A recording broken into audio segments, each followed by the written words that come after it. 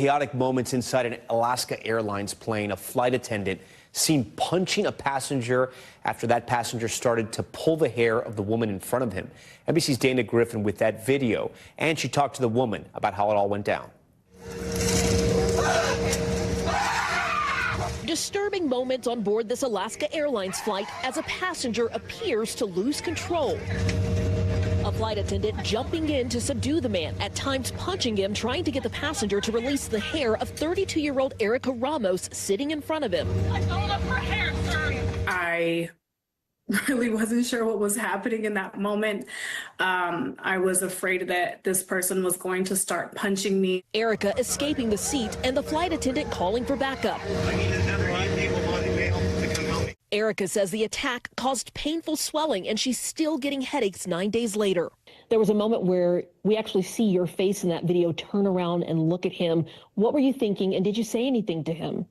I did not say anything to him. I think I was just really in shock. From my understanding of things, he was having a psychotic episode, and I didn't necessarily want to interact with him and possibly make things worse. The plane, still on the ground, was scheduled to fly to Portland, Oregon from Oakland, California on February 1st, but after the chaotic ordeal, it was forced to return to its gate so authorities could intervene. It's not every day that you see flight attendants throwing punches to try to subdue an unruly passenger. Was that the right move there? The flight attendant who had to respond to this took the immediate actions that you would take if you were able to take the crew member self-defense training. We're in a confined space. We cannot call for help. There's no other way to do this. And there was imminent danger here. And so the passenger needed to have action against them in order to stop what they were doing in severely harming another passenger. Alaska Airlines telling NBC News in part that the man appeared to be experiencing a violent medical episode that involved an ongoing physical assault against other passengers and our crew. Our crew responded to the chaotic situation quickly and kept all guests safe, adding that the man has been banned from future flights.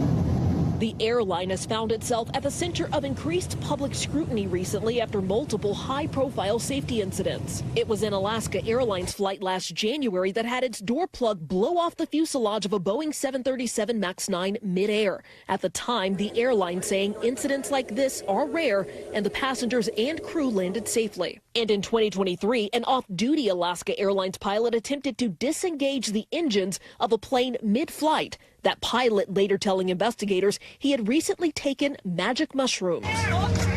This latest incident resolving relatively quickly, but leaving passengers in shock as flying continues to drive many to the breaking point.